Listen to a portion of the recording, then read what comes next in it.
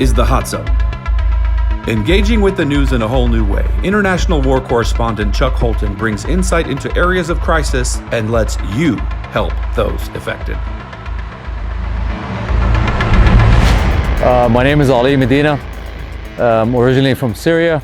I'm Syrian Kurd from Qamishli, but I grew up the first few years of my life in Damascus, Syria. My father was in the parliament.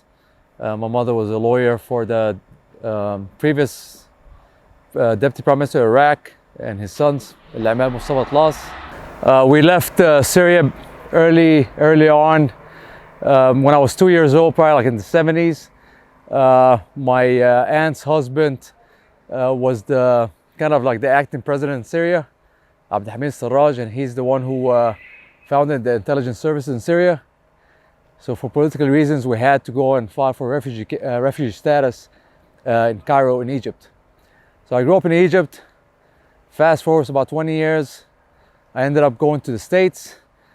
And after a few years being in the United States of America, I joined the United States Army. Throughout my career in the Army, I was very blessed. Made it through a few awesome units.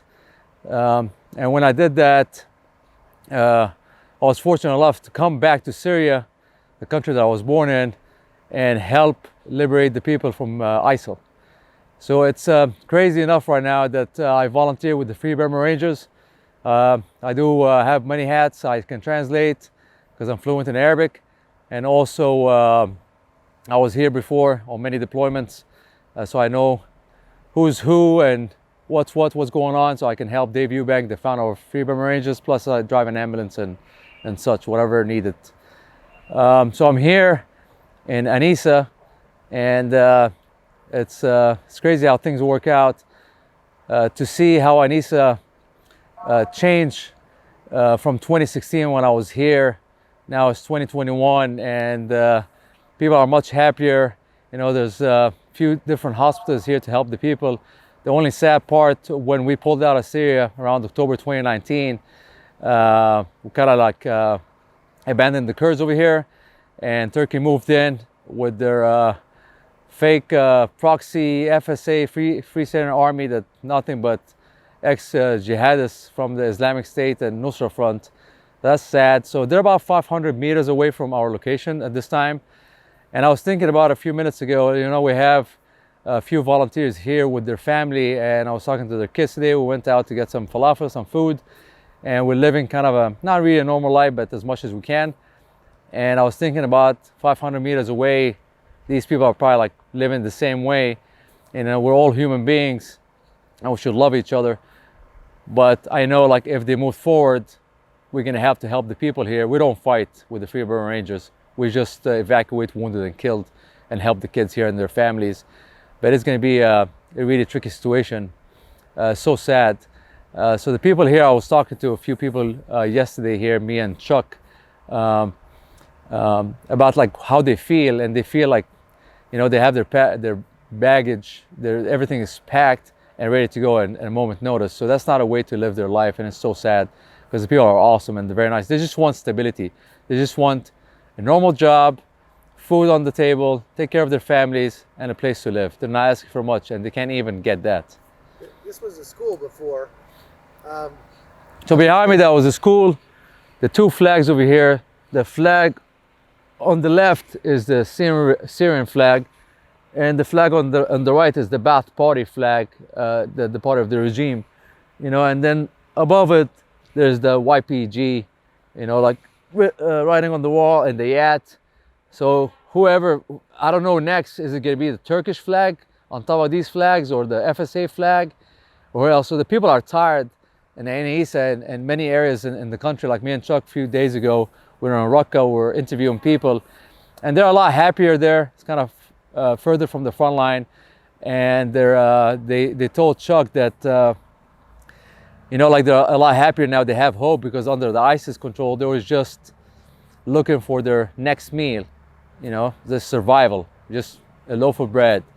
And it's so sad to see my country that I was born in, you know, go to this, because Syria was an amazing place. It was safe, people loved each other. Now there's so much hate between different sectors, Shia, Sunni, Alawite, Druze, Kurds. It's such a mess. Russians, Americans, Iranians, Turkey. People are tired, and we come here with the Free Burma Rangers and try to help as much as we can.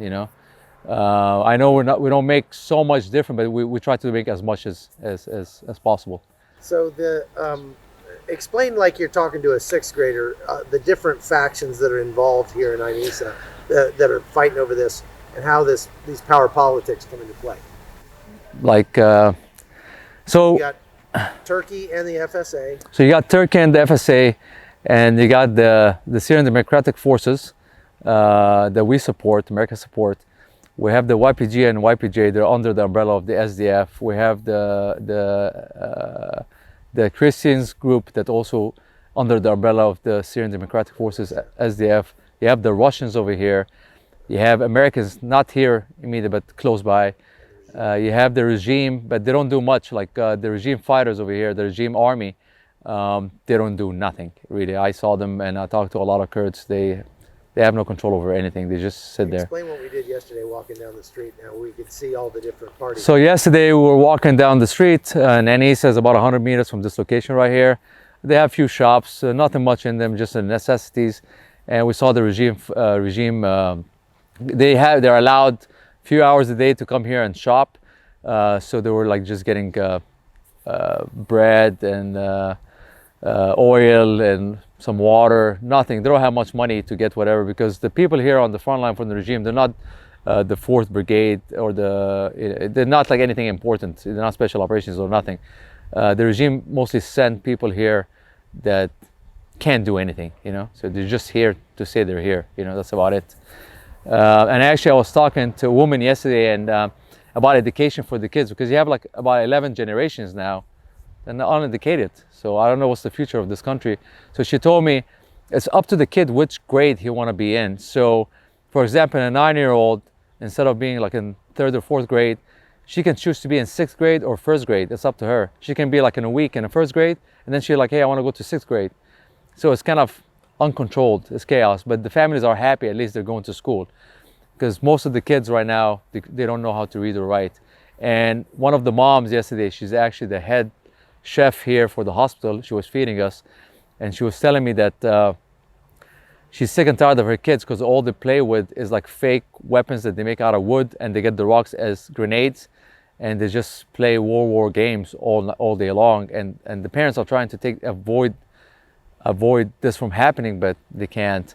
So it's really sad to see that. Like, and us, we're here for a few days now, and we barely have hot water or even water. Like the necessities, nothing. Like they don't have nothing. But they're trying to they have hope, and they're trying to make ends meet from what little they have. Having been here in 2016, how does it make you feel coming back here and seeing the places where you guys fought and seeing what it looks like now? It's crazy, because one of the buildings here, some of us had to clear. It's right behind you, and I'm walking in it now, and it's a hospital, and the people going and coming back, and I see Blake, a 9-year-old, and 8-year-old, and a 1-year-old playing in it yesterday. I'm like, oh my God, like it's kind of normal, but it's not really, because 500 meters is the enemy. But you're looking at it, I'm like, this building is alive now. But in 2016, this place was a ghost town. There's nothing. So it's nice to see this, but I know at the same time it's not stable. The people kind of like did 90% of work here and they stopped. So nothing is complete here. It's half the buildings are destroyed, half are getting rebuilt, but now they seized anything. And a lot of nonprofit organizations, other than Dave, he's the only one that comes here, they don't come to the front line. So these people don't have much help. It's risky. It's risky for their volunteers and workers, so they don't come here. But with Dave Eubank, that's why I volunteer with him, because I know that we can give help and get the supplies needed to places that need it the most, that nobody comes here. So that's why I'm here. What do you foresee as the future of Syria at this point? I honestly don't know. It's politics, man. Politics. There's so much countries involved in this war, that I have no clue. Like even the people here, they're like, we don't know. We really like, we think the Turkish people are cool and we don't hate anyone, you know. And it's just like the Turkish government, I think they're making a bad decision. We're just normal people like them, human beings that just want to live, just want to eat, take care of our kids, have a roof over our head and sleep. And even that, they want to take it away from us. And there's a woman that I talked to yesterday, and she said, this is my 9th time picking up and moving.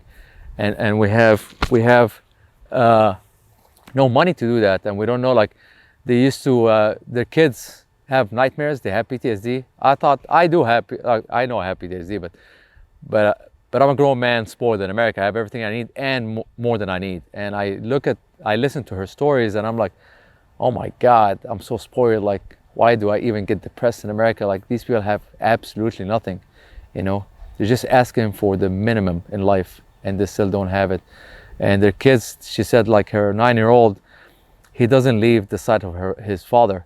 He hugs him so tight at night because he's so scared, because ISIS came in 13 maybe. I might be mistaken, but about 2013, when they came here, or 2014, and they came inside their house and they were trying to kill their dad and to put him on his knees. And, you know, the kid saw that, and since then he can't talk. Since that day, he can't speak anymore. So so it's really sad that he lost his way. Yeah. It's a lot of sad stories. But honestly, you become like, we've been here for maybe a week or so, and you become accustomed to that because you hear so much sad stories that you're like, okay, that's another sad story. I imagine the people that have been living here, they said before, when there's a martyr or somebody dies, it used to be a huge deal, and they do a huge funeral and everybody comes and give their respects. Now, somebody dies, nobody even look twice at like nobody even think twice. They have a wedding the same day. It's a normal thing, death here. So people became numb. And it's sad to see that, because they're still a human being like us. And not because I'm here. I consider myself American. I fought as an American soldier, lived in America most of my life. So a lot of people ask me, when you come here, do you feel home? And honestly, I don't anymore. You know, I feel home in the States. It's not the place that you were born in, it's the place that you were raised in, I think, or the place that, you know, like you worked so hard in like we were comparing armies yesterday with like some Yapagay, and he's like, hey, how much you get paid? What's your benefits and stuff? And we were talking, and he started laughing. He's like, do you know how much I get paid? And he's like, I don't have no insurance, no nothing. I die, nothing happens. So it was a wake-up call when us in the United States Army, we complain about maybe pay or something, you know. You come here and you look at these armies, they have nothing, zero. Talk about overland chatter. So when I got out the military, it was really hard for me to find purpose. And guys, whoever sees this active duty, I don't know if they're gonna understand, because they're so busy on doing what they're doing every day. But when you get out and they say thank you for your service, they hand you a flag or a award or whatever, and you go home and your wife goes to her work and your kids are in school and you're sitting home alone, and you start thinking about a lot of stuff, and a lot of stuff hits you harder because you have a lot of free time. So I decided to create a company called Overland Chatter. So simply I go over the land and I chat with people. I'm really social, and I speak the language, so I go to different countries. And that's why I volunteer also with FBR, because they help me get into places that I just can't just like walk into. And I just talk to people, and I try to discover with different military, when they get out, do they have the same problem as us? Some of them do, some of them don't. Some of them treat PTSD differently because they come from a different culture and different religion, so they don't have the same traditions that we have. And also they have absolutely zero help. They don't have a psych, you know, they don't have anybody to go back to or any benefit to help them with their PTSD. So they kind of suck it up and move on. And I see a lot of people here with PTSD, also civilians, you know. They told me yesterday, it was very interesting, that if it's so quiet, they actually get really scared. because they feel something wrong about to happen. But when there's bombs coming and indirect, or or planes flying over them, or drone attack, they feel okay, like they feel this is normal. But when it's quiet, they really get freaked out. That's insane to live like this. So I found this company to go around the world and speak to different people. Also, in America, there's a lot of people suffering from PTSD. So I take my car and I drive around the United States and I interview people with special operations to try to find why some of us, when we get out the army and we take off our uniform for the last time, why some of us have really hard time finding a purpose, and some of us commit suicide, and some of us it's very easy for them to transition. So I'm trying to figure out, why can't we all transition smoothly to another job without chasing the dragon, like we say in the military, keep coming back, keep coming back, keep coming back.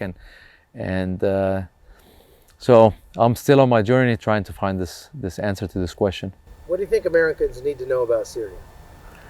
Syria is a beautiful country, full of beautiful people, amazing cuisine. My nickname is DJ Snacks. I love food. So amazing cuisine, amazing hospitality. People are so kind, and it's so sad what's going on to these people, and we need to really help these people, Kurds, Muslims, Christians, whoever, it doesn't matter, human beings. And politics, like I told you, is involved, and it's so sad. There's and they see us here, or a bunch of people, Christian group, coming here and helping mostly 99.9% Muslims, and they see that and they're like, why do you guys do that? Because there's no other organizations doing that, like there's other organizations, but not in the areas that we're at. And they see, we tell them, like we talk to them about Jesus a little bit. We don't try to convert anyone, but we show them in actions what Christians should do. Love each other, even love your enemy. Because what's the reward of loving somebody that love you? That's automatic. So we kind of lead by example, and that's why I love FBR, I love Dave Eubank and all the volunteers here. Thank you so much for listening to me, and hopefully you guys can watch this and The Hot Zone is produced by Amy Holton and Livefire Media. Copyright 2019.